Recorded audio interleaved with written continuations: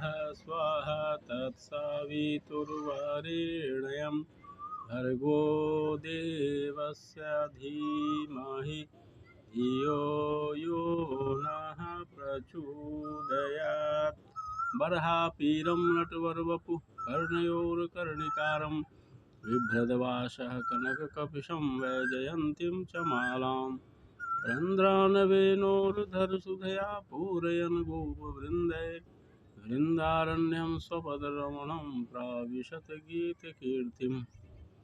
वन्दे राधापदाम्भोजं ब्रह्मादिसुरवन्दितं यत्कीर्तिं कीर्तनेनैव पुनाति भुवनत्रयम् पुनाति भुवनत्रयम्।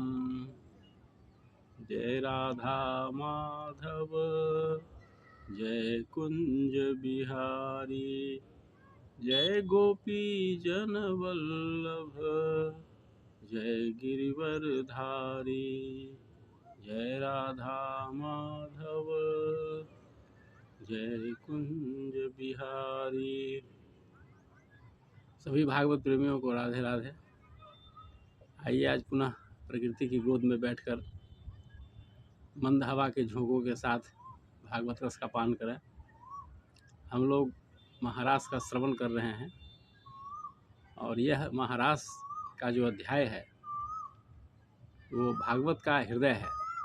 हृदय में जो प्राण होता है, दसम स्कंद को हृदय कहा जाता है और ये 5 अध्याय जो है रास से संबंधित, इसको प्राण कहा जाता है।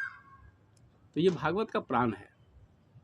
इसका श्रवण हमेशा मंगल प्रदान करता है, मनुष्य को सुख शांति प्रदान करता है। भगवान कृष्ण की हर लीलाएं केवल मनोरम है इतना ही नहीं है, वह आनंद प्रदान करने वाला है और जीवन लक्ष्य का बोध कराता है। ये महत्व है भागवत कथाओं का। तो हम लोग कृष्ण भगवान की कथा का आनंद लें और महारास का जो वर्णन है उसको हम प्रारंभ करते हैं। रास तो हो गया, जब हमने देखा कि भगवान कृष्ण गोपियों के साथ अर्धरात्रि में, शरद पूर्णिमा की रात्रि में उन्होंने रास किया, तो सबको ऐसा लगा कि भगवान के सबसे प्यारी गोपी हम ही हैं। तो इस मान का मर्दन के लिए भगवान अंतर्ध्यान हो गए। गोपियाँ रोई तो फिर भगवान प्रकट हुए। ये सब हम सुन रहे हैं।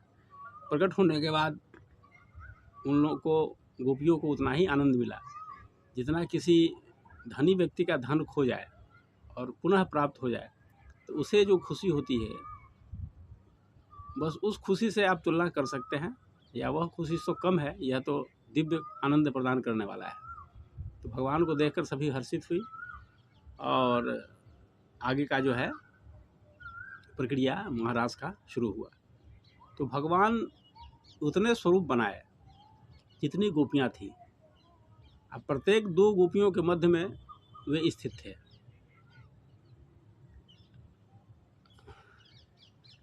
और उन्होंने गोपियों के साथ भरपूर नृत्य किया, गीत गाए। इस प्रकार से ये रासमयी क्रीड़ा हुई। एक गोपी एक कृष्ण, एक गोपी एक कृष्ण। इस दृश्य को देखने के लिए आकाश में विमानों की भीड़ लग गई। देवतागण अपनी पत्नियों के साथ उस दृश्य को देखने के लिए आए। पूरा आसमान विमानों से भर गया। देवता लोग को भी विमान मिलता है, जहाँ जाते हैं विमान से जाते हैं। तो सारा आसमान भर गया और रमन रेती पर महारास प्रारंभ हुआ, नृत्य हुआ, संगीत हुआ। यह तो भगवान की चिन्मयी लीला है, यह भौतिक लीला नहीं है। इसके बारे में जो लोग संदेह करते हैं, वैसे राजा परीक्षित जी ने भी संदेह व्यक्त किया था, लेकिन उनका संदेह उनके द्वारा नहीं था। उनके पास बैठे जो थे, बहुत से लोग उनके पास बैठे हुए थे, उनके मन में ऐसा संदेह हुआ तो उनकी ओर से परीक्षित जी महाराज ने पूछ दिया।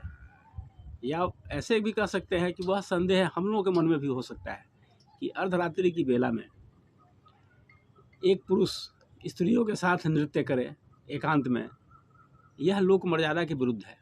ऐसा कोई करे तो उसको अच्छा नहीं माना जाएगा, यह लोक मर्यादा के विरुद्ध माना जाता है।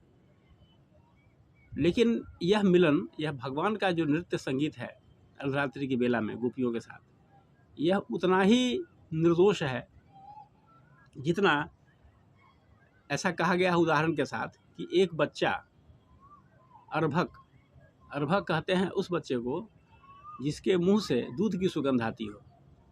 माँ का दूध बच्चा पीता है, तो जब आप बच्चे को प्यार करेंगे तो उसके मुंह से दूध का सुगंध आता है, उसी को अर्भक कहा जाता है।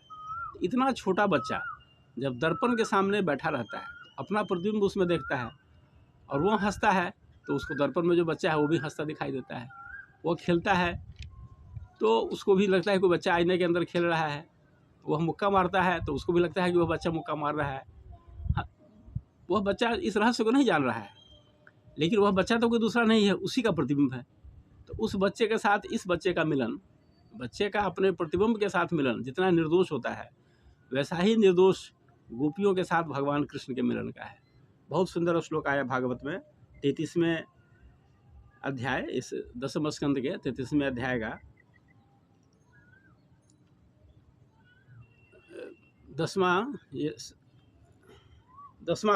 17वां श्लोक है। 10वें अध्याय का 17वां श्लोक है कि एवं परिष्वंग कराभिमर्श स्निग्धे क्षणोद्याम विलास हासै रेमे रमेशो ब्रज सुंदरी भीर यथार्भक स्वप्रतिबिंब विभ्रम।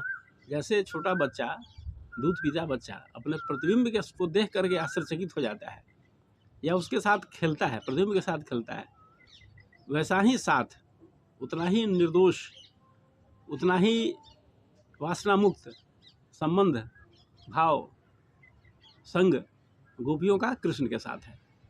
अब इससे बड़ा उदाहरण क्या हो सकता है? इससे बड़ा उदाहरण क्या दिया जा सकता है? इतना निष्पाप संबंध है, उसमें कहीं कोई विकार नहीं है, लेकिन वर्णन करने वाले ने इस ढंग से वर्णन किया है। हालांकि मैं समझता हूँ कि ये सब एक प्रकार का साजिश कहिए कि सनातन धर्मी लोग अपने सनातन धर्म को नहीं समझे। इस साजिश के अंतर्गत दुष्प्रचार किया गया, भगवान कृष्ण की छवि को दूषित किया गया, और हम लोगों ने प्रामाणिक लोगों से कथा नहीं सुनी, प्रामाणिक ग्रंथ का अध्ययन नहीं किया, इसलिए इस विषय से सदा ही कभी अवगत हो नहीं पाए कि असलियत क्या है, तथ्य क्या है। तो यही चीज़ है। तो इस तरह से रमन रीति पर महारास हुआ, और ऐसा कहा जाता है कि इससे आगे महारास के दौरान भगवान कृष्ण ने जो भी किया, गोपियों ने जो किया, उसका वर्णन हर कोई नहीं कर सकता है, उसका श्रवण हर कोई नहीं कर सकता है। हम तो टूटी फूटी भाषा में भागवत कथा कहते हैं। हमको, मेरे जैसे छोटे लोगों को कोई अधिकार नहीं है कि उस महारास का विस्तार से वर्णन करें। इसलिए हम इस बात को यहीं समाप्त करते हैं। इसके पीछे जो रहस्य की बातें हैं, जो तथ्य है, उसको हम प्रयास करेंगे कि आपके सामने रखें अगले एपिसोड में। ओम शांति।